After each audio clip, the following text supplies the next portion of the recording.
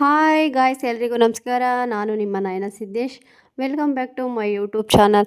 ಎಲ್ಲರೂ ಹೇಗಿದ್ದೀರಾ? ನಾವು ತುಂಬ ಚೆನ್ನಾಗಿದ್ದೀವಿ. ನೀವು ಚೆನ್ನಾಗಿದ್ದೀರಾ ಅಂತ ಭಾವಿಸ್ತೀನಿ.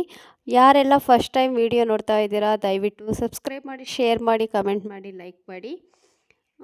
ಇವತ್ತು ಏನಪ್ಪ ಅಂದರೆ, ಇವತ್ತಿನ ಲಾಗು ನಾವು ಬೆಳಗ್ಗೆನೇ ಎದ್ಬಿಟ್ಟು ಟೀ ಮಾಡ್ಕೊಂಡು ಕುಡಿಯೋಣ ಅಂತೇಳಿ ನಾನು ನನ್ನ ಮಕ್ಕಳು ಟೀ ಮಾಡ್ತಾಯಿದ್ದೀವಿ. ನೆಕ್ಸ್ಟು ನಮ್ಮ ಮನೆಯವರಿನ್ನ ಬಂದಿರಲಿಲ್ಲ, ಸೊ ಅದಕ್ಕೆ ನಾವು 3 ಜನಕ್ಕೆ ಟೀ ಮಾಡ್ಕೊಂಡು ಕುಡಿದ್ಬಿಟ್ಟು ನೆಕ್ಸ್ಟ್ ಕೆಲಸ ನೋಡೋಣ ಅಂಥೇಳಿ ಮಾಡ್ತಾಯಿದ್ದೀವಿ. ಇವತ್ತು ಸ್ವಲ್ಪ ಊರಿಗೆ ಹೋಗೋದು ಕೆಲಸ ಇದೆ. ಯಾಕಪ್ಪ ಅಂದರೆ ನಮ್ಮ ಅಮ್ಮನ ನೋಡ್ಕೊಂಬರ್ಬೇಕಾಗಿತ್ತು, ಅದಕ್ಕೆ ಊರಿಗೆ ಹೋಗ್ಬಿಟ್ಟು ಬರೋಣ ಅಂಥೇಳಿ. ಸೊ ಅದಕ್ಕೆ ಇನ್ನು ನಮ್ಮ ಹಸ್ಬೆಂಡ್ ಇನ್ನೂ ಏನೂ ಹೇಳಿಲ್ಲ ಹೋಗೋಣ ಅಂತ.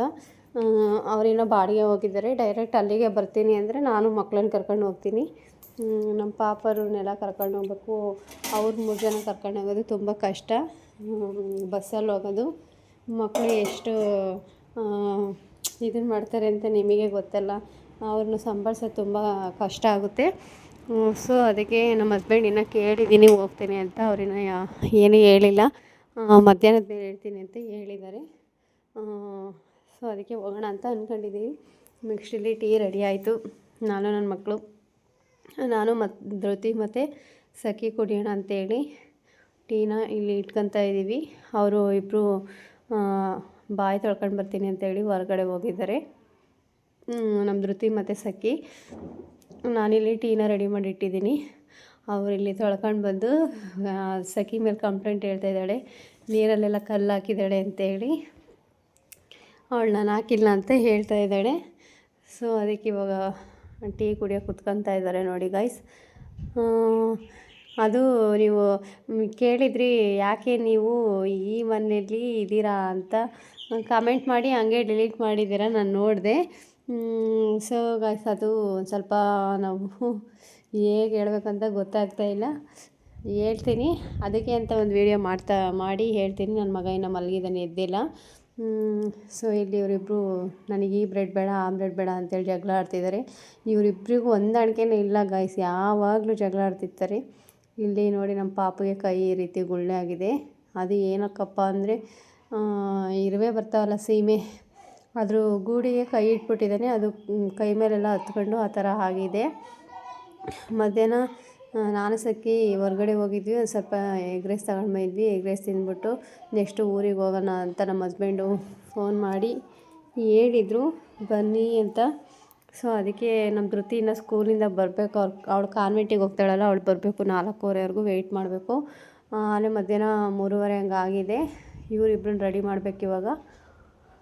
ಇವರಿಬ್ರು ಇಲ್ಲಿ ಆಟ ಆಡ್ತಿದ್ದಾರೆ ನೋಡ್ರಿ. ಬಲೂನ್ ಊದ್ಕೊಂಡು ಅದರಲ್ಲಿರೋ ಗಾಳಿನ ನಮ್ಮ ಪಾಪಗೆ ಬಿಡ್ತಿದ್ದಾಳೆ ನಮ್ಮ ಸಖಿ.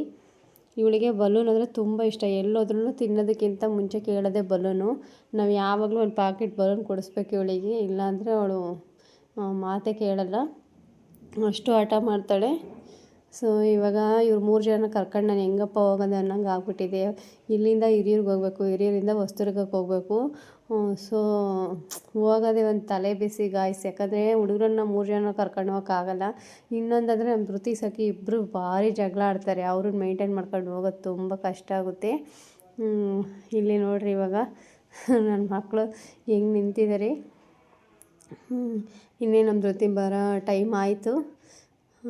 ಸೊ ಅವಳು ಬಂದುಬಿಟ್ಟು ನಾವು ರೆಡಿಯಾಗಿ ಹೊರಟ್ವಿ. ಇವಾಗ ಹಿರಿಯೂರಲ್ಲಿದ್ದೀವಿ. ಹಿರಿಯೂರಿಗೆ ಬಂದಿದ್ದೀವಿ ನೋಡಿರಿ. ಹಿರಿಯೂರು ಬಸ್ ಸ್ಟ್ಯಾಂಡಲ್ಲಿ ಕೂತಿದ್ದೀವಿ 3 ಜನನೂ. ನಮ್ಮ ಧೃತಿ ನೋಡಿರಿ ಎಷ್ಟು ಓವರ್ ಆ್ಯಕ್ಟ್ ಮಾಡ್ತಾ ಇದ್ದಾಳೆ ಅಂತ.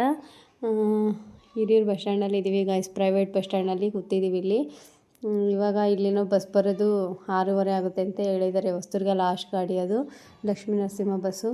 ಅದು ಬರೋದು 6:30 ಆಗುತ್ತೆ ಅಂದರೆ ಅದಕ್ಕೆ ನಾವಿಲ್ಲಿ ಬಂದು ಕೂತಿದ್ದೀವಿ. ನಾವಲ್ಲೇ 5:45ಗೆ ಬಂದಿದ್ವಿ. ಬಂದು ಇಲ್ಲಿ ಬಸ್ ಸ್ಟ್ಯಾಂಡಲ್ಲಿ ವೆಯ್ಟ್ ಮಾಡ್ತಿದ್ವಿ. ಇವ್ರನ್ನಂತೂ ಹಿಡಿಯೋಕ್ಕೆ ಆಗ್ತಿರ್ಲಿಲ್ಲ ನನ್ನ ಕೈಲಿ, ಅಷ್ಟು ಆಟ ಮಾಡೋರು.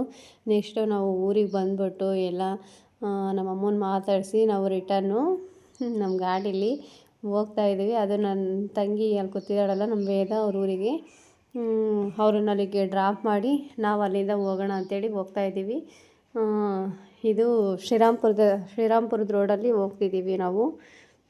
ಬೂದಾಶ್ರೀರಾಮ್ಪುರ ಅಂತಾರಲ್ಲ ಆ ಊರಿಗೆ.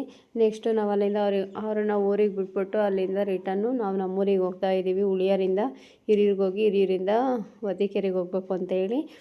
ಇಲ್ಲಿ ದೇವಸ್ಥಾನ ಕಾಣಿಸ್ತಾ ಇದೆ ಗಾಯ್ಸ್. ಇಲ್ಲಿ ವಜ್ರ ಕಡಿಗೆರೆ ವಜ್ರ ಅಂತಾರಲ್ಲ ಆ ವಜ್ರದು ದೇವಸ್ಥಾನ. ಅದು ವೀಡಿಯೋ ಮಾಡೋಕ್ಕೆ ನೋಡ್ತಿದ್ದೀನಿ, ಗಿಡ ಮರ ಎಲ್ಲ ಅಡ್ಡ ಇದ್ದಾವೆ. ಸೊ ಬರ್ತಿಲ್ಲ. ಇಲ್ಲಿ ನಮ್ಮ ಸಖಿ ಗಾಡಿ ಹೊಡಿತೀನಿ ಅಂತೇಳಿ ಅವ್ರ ಅಪ್ಪನ ಹತ್ರ ತುಂಬ ಹಠ ಮಾಡ್ತಿದ್ದಾಳೆ, ಬಿಡೋಂಗಿಲ್ಲ. ಇಲ್ಲಿ ನಮ್ಮ ಜೊತೆ ಡ್ಯಾನ್ಸ್ ಮಾಡ್ತಿದ್ದಾಳೆ ಆ ಸಾಂಗಿಗೆ. ಅಲ್ಲಿಗೂ ಈ 3 ಜನನೂ ಕಿತ್ತಾಡ್ತಿದ್ದಾರೆ, ನನಗೆ ಬಿಡು ಅಂತ.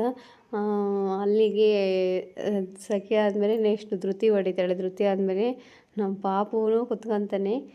ನಮ್ಮ ಧೃತಿಗೆ ಸ್ವಲ್ಪ ಬರುತ್ತೆ, ಗಾಡಿ ಹೊಡೆಯಲ್ಲ ಸ್ವಲ್ಪ ಬರುತ್ತೆ ನಮ್ಮ ಧೃತಿಗೆ.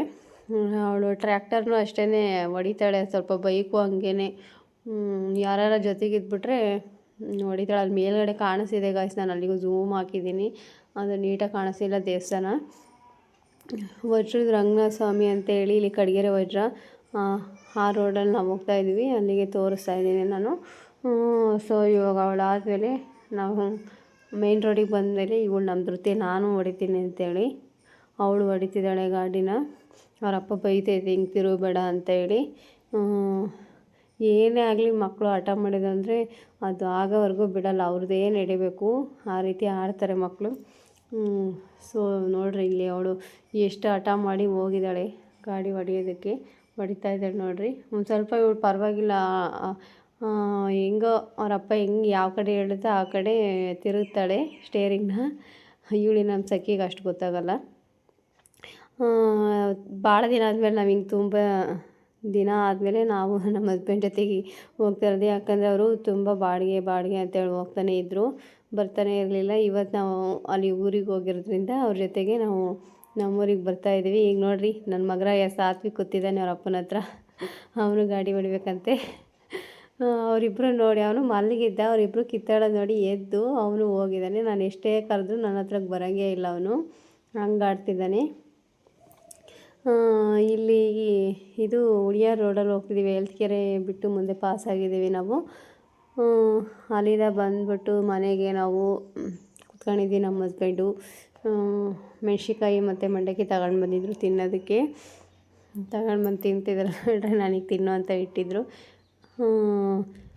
ಈ ಊರಲ್ಲಿ ವದಿಕೆರೆಗೆ ಬಂದಿದ್ವಲ್ಲ, ಅಲ್ಲಿಂದ ಒಂದು ಸ್ವಲ್ಪ ಹುರಿದಿರೋ ಶೇಂಗಾ ಇಟ್ಕೊಂಡು ಈರುಳ್ಳಿ ಮೆಣ್ಸಿನ್ಕಾಯಿ ಬೋಂಡ ಮಂಡಕ್ಕಿ ಎಲ್ಲ ಇಟ್ಕೊಂಡು ತಿಂದು ನೆಕ್ಸ್ಟ್ ಇಲ್ಲಿ ಇವರು ಕಿತ್ತಾಡ್ತಿದ್ರು. ಸಖಿ ಧೃತಿ ಹೊಡೆದಿದ್ಲಂತೆ, ಅದಕ್ಕೆ ಅಳ್ತಿದ್ಲು ಅವಳು. ಇವು ನನ್ನ ಮಗ ಆಟ ಆಡ್ತಿದ್ದ ನೋಡ್ರಿ, ಇವಳು ಧೃತಿ ನೋಡ್ರಿ ಹೇಳ್ತಿದ್ದಾಳೆ, ಪಾಪ ಹೊಡೆದ್ಲು ಅಂತೇಳಿ. ನಾನು ವೀಡಿಯೋ ಮಾಡ್ತಿದ್ದೀನಿ ಅಂತೇಳಿ ಪಕ್ಕಕ್ಕೆ ಬಂದು ಕೂತಿದ್ದಾಳೆ. ಇವರಿಬ್ಬರು ಅಲ್ಲಿ ಆಟ ಆಡ್ತಿದ್ದಾರೆ. ನೆಕ್ಸ್ಟು ಎಲ್ಲ ಮುಗಿದ್ಮೇಲೆ ಅಡುಗೆ ಮಾಡಬೇಕಾಗಿತ್ತು. ನಮ್ಮ ಮನೆಯವರು ಚಪಾತಿ ಮಾಡು ಅಂತ ಹೇಳಿದರು. ನಾನು ದಾಲ್ ಮಾಡಿ ಚಪಾತಿ ಮಾಡೋಣ ಅಂತೇಳಿ ತೊಗರಿಬೇಳೆ ಇದ್ದು ಒಂದು ಸ್ವಲ್ಪ, ಅದಕ್ಕೆ ತೊಗರಿಬೇಳೆ ಹಾಕಿ ದಾಲ್ ಮಾಡ್ತಿದ್ದೀನಿ. ದಾಲ್ ಮಾಡಿ ಚಪಾತಿನೂ ಇವಾಗ ರೆಡಿ ಮಾಡ್ತಿದ್ದೀನಿ. ಅದಾದಮೇಲೆ ಅವ್ರಿಗೆ ಊಟಕ್ಕೆ ಇಡಬೇಕು. ಅವರು ತುಂಬ ದಿನ ಆದಮೇಲೆ ಮನೆಗೆ ಬಂದಿರೋದಲ್ಲ, 1 ವೀಕ್ ಆಗಿತ್ತು ಗಾಯ್ಸ್ ಹೋಗಿ ಅವರು.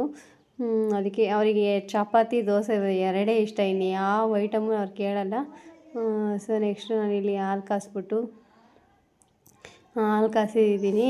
ನನ್ನ ಮಗುಗೆ ನೈಟ್ ಹಾಲು ಕುಡಿತಾನಲ್ಲ, ಅದಕ್ಕೆ ಹಾಲು ಕಾಯಿಸ್ತಾ ಇದ್ದೀನಿ. ಇನ್ನೇನು ಚಪಾತಿ ದಾಲು ಆಗಿತ್ತೆ, ನಮ್ಮ ಮನೆಯವ್ರಿಗೆ ಊಟಕ್ಕೆ ಇಟ್ಕೊಟ್ರೆ ಮುಗಿಯುತ್ತೆ.